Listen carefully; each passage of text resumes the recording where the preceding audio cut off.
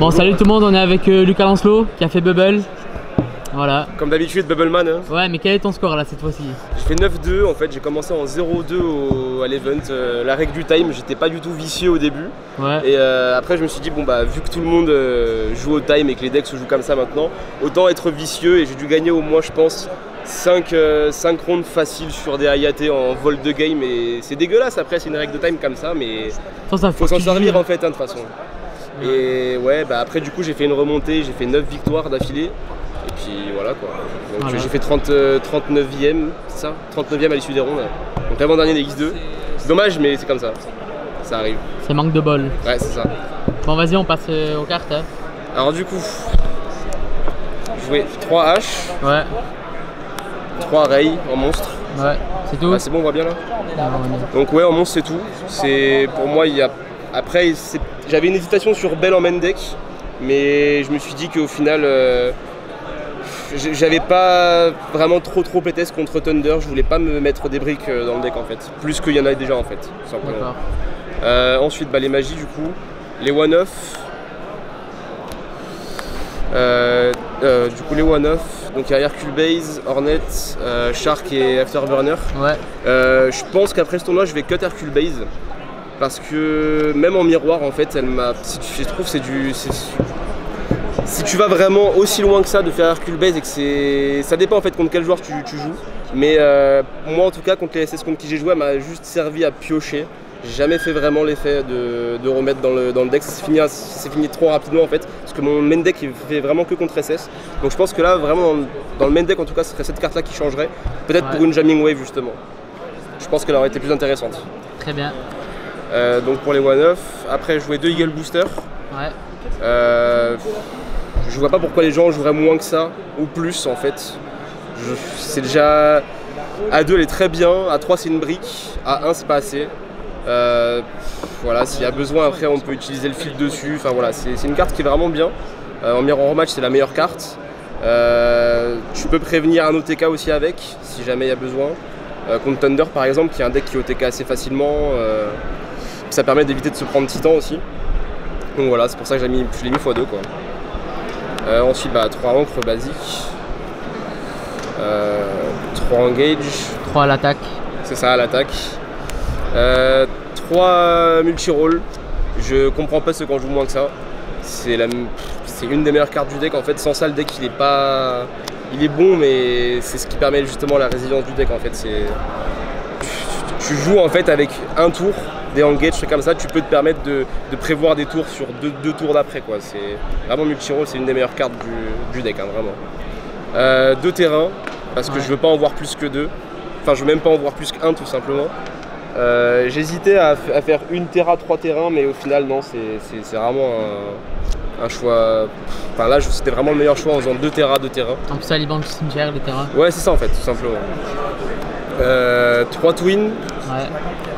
Parce que avec Paul et tout le monde, en fait, enfin les Français qui jouent SS particulièrement, on a Metacall du SS et du Altergeist. Ouais. Et c'est ce qui est arrivé au final, et du Thunder, mais bon le Thunder après c'est un match-up qui, en fonction de la main, est un peu bizarre.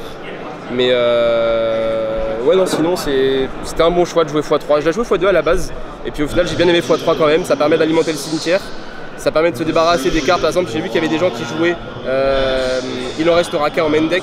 Ouais. Enfin, des choses enfin, après ça on s'en fout un peu, mais je veux dire il y a des trucs genre comme Gozen, trucs comme ça, tu joues contre Paléo, Altergeist, trucs comme ça.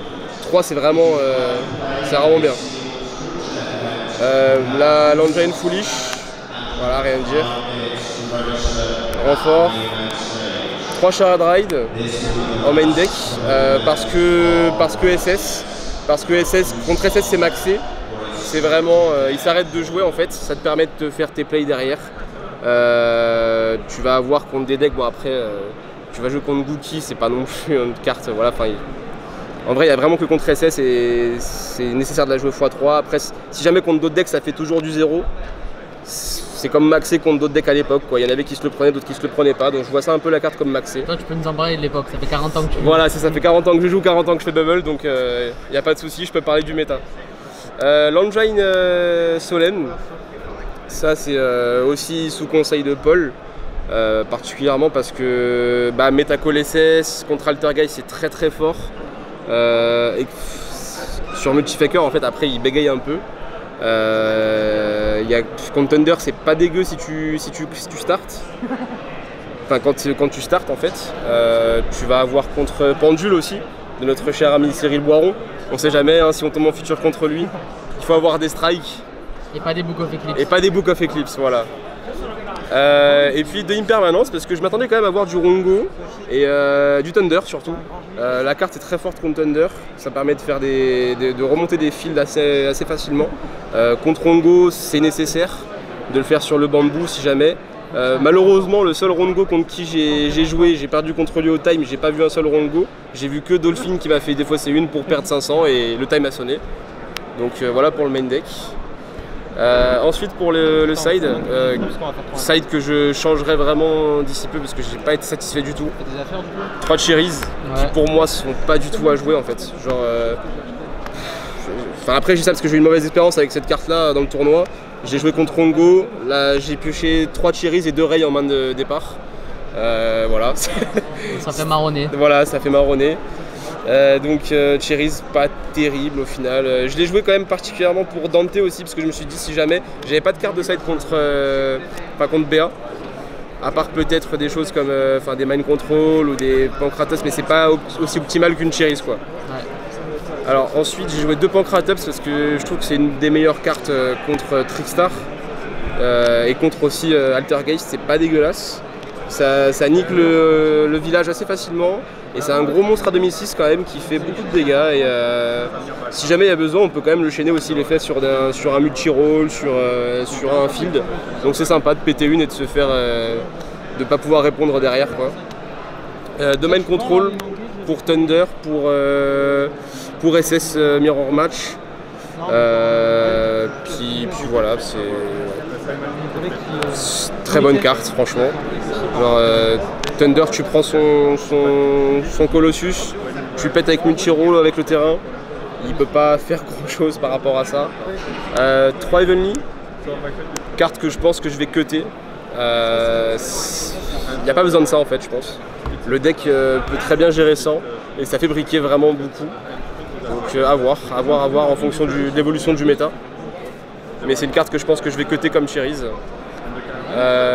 2 Duster qui étaient vraiment très bonnes dans le tournoi. En fait c'est une engine pour Thunder et pour SS Pure et Altergeist.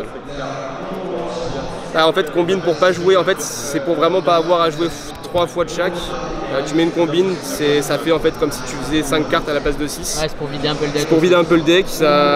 Puis en même temps, si jamais le mec fait Twin Twister, c'est mieux d'avoir une combine posée plutôt qu'une apocrypha parce que derrière tu peux la chaîner. C'est aussi fort pour mettre une impermanence face cachée. Non franchement la carte était bonne dans le tournoi. J'ai joué contre Thunder je crois que c'était la dernière du J2. Non, l'avant-dernière du J2. Il m'a fait Twin je crois. J'ai activé ça. Et en fait je l'ai fait sur la apocryphe. Non, je l'ai activé en fait, j'ai posé une impermanence et j'avais une apocryphe qui me restait à côté qu'il n'avait pas touché avec le Twin. Et du coup il a cru que j'allais faire une impermanence. Il s'est permis de faire un field avec 2 Colossus et un Titan et il s'est pris apocryphe en fait directement. Voilà, cher comme on dit. Il a voulu faire le mec et au final voilà. Donc non franchement la carte elle est bonne. Après le problème c'est Denko en fait de cette carte là.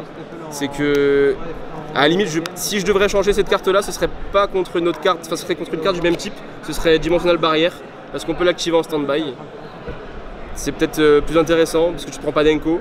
Mais j'ai vu qu'après il y avait des gens qui jouaient plus trop Denko, donc bon, à voir en fonction de l'évolution du méta aussi. Très bien, passons à l'extra. L'extra est plutôt classique, il y a 9. Ouais. Voilà pour les SS. Je pensais que 3 y étaient franchement, enfin, on est dans un format où le time, voilà, il faut gagner au time, hein, tout le monde joue comme ça, donc il faut gagner au time, donc 3 y étaient pour moi on sait jamais, il faut quand même le faire. Les target cherries. Ouais voilà, il n'y a pas d'autres targets viables, à la limite peut-être parce que si on prend Rongo ou si on prend le 75 en target, on peut se prendre Gumblar derrière parce qu'à la base il jouait pas Gumblar et les gens se sont mis à jouer Gumblar justement pour éviter de se prendre Cherries.